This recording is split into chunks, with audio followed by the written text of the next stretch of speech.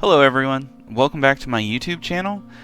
This is for my United States history class, so if that's what you have me for, then you're going to want to watch this video, but if not, you're always welcome to watch regardless. So, picking up where we left off with the last one, we're talking about cultures and tribes that were present in North America before the Europeans. Now, in the last video, we talked about the ones that were the tribes that were more located in what was called Mesoamerica. Mesoamerica, that's the region that is known today as Mexico and Central America. So today, in this video, we're going to be talking about the Mississippian culture and its descendants. Between 700 and 900, the Mississippian culture emerged. It was found in the river valley. It thrived on the rich, fertile floodplains. And they built big cities. The largest was named Cahokia.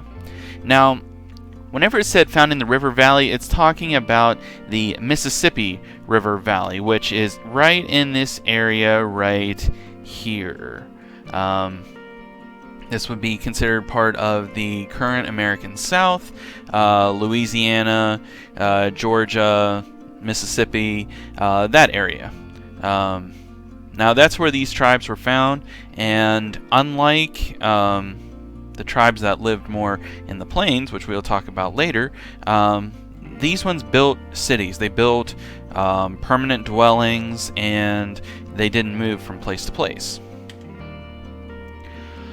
Peoples of the Southeast. The population of Cahokia mysteriously declined around 1300. We're not really sure what happened here. We're not really sure what happened to cause this decline, but we know it happened around 1300. Now, in this place, women did the farming while men hunted. This is going to be a common gender role that you're going to see in these tribes. And a lot of these tribes, you know, the women, they stayed back at the permanent dwelling.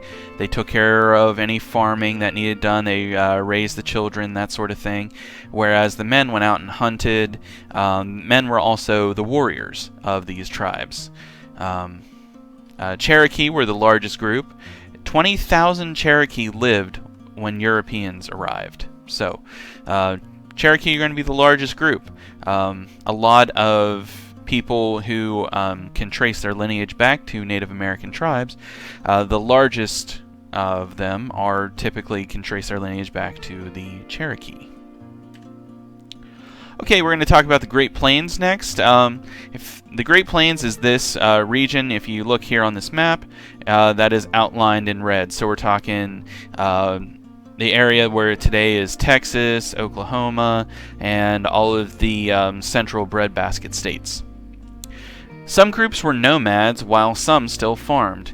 Now, if you remember back to history class that you've had in the past, I guarantee you've heard that word before, nomad. And what a nomad is it is a person who travels from place to place. You know, they don't have a permanent dwelling in one area. They don't build permanent homes. They use temporary homes like tents and teepees. These ones do not settle in a certain area. Typically, they will chase after a food source. And we're going to learn what that food source is here shortly. Life for the Great Plains natives changed drastically when the Spanish introduced them to horses. Horses as we know them today, were not native to the Americas.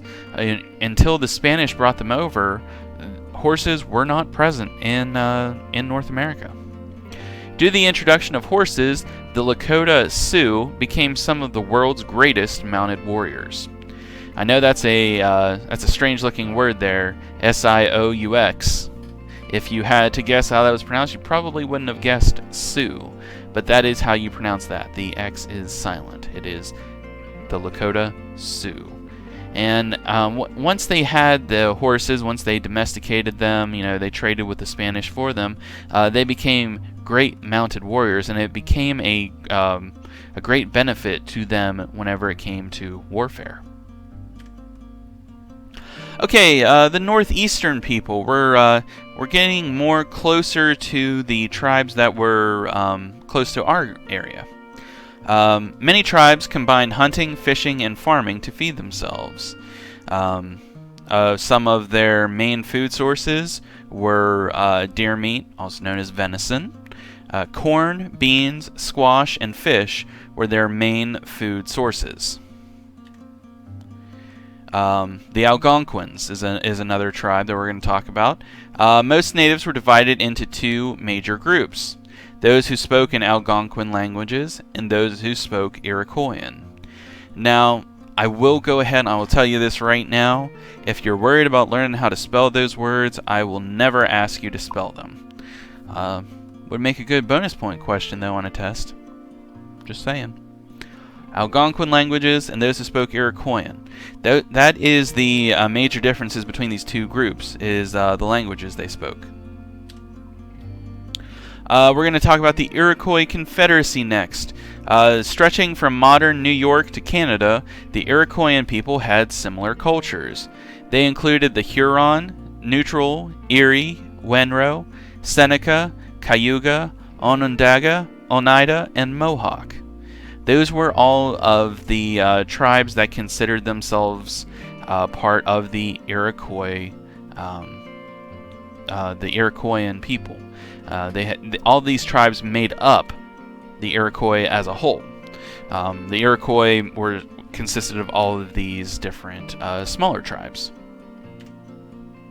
Now, the Iroquois Confederacy, these people, they lived in longhouses and large towns protected by stockades. Once again, these are not nomadic people. These are ones that built permanent homes, permanent dwellings. They lived in longhouses, like in this picture here. That is a longhouse, and protected by stockades.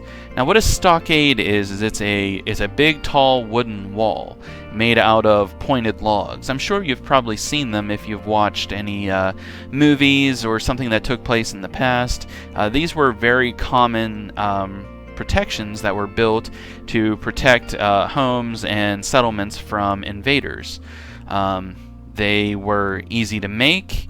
You know, all you needed to do was cut down a tree and sharpen one end, and you have the makings of a stockade. So they were common fortifications that were used back whenever people did not have access to as great a technology. Men hunted while women planted and harvested crops. Once again, these are going to be common gender roles that you're going to see repeat themselves throughout all of these different tribes. Men are going to go out and hunt and bring back game and food to the family, whereas women plant and harvest the crops back at home. Okay, a little bit more about the Iroquois Confederacy. War often erupted among the Iroquois people.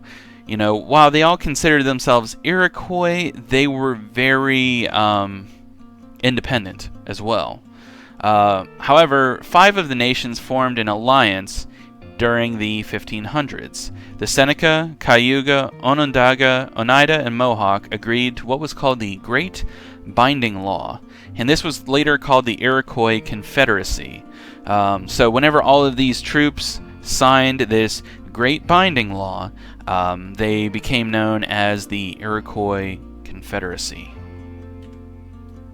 Okay, and that's going to be it for this video. A little bit on the short side, but I'm sure you guys don't mind. So if you had any questions about anything I went over there, feel free to leave a comment on this video or send me a message or send me an email. You guys always know how to get a hold of me. So I guess that'll be all. So have a good day, guys, and I'll see you again soon.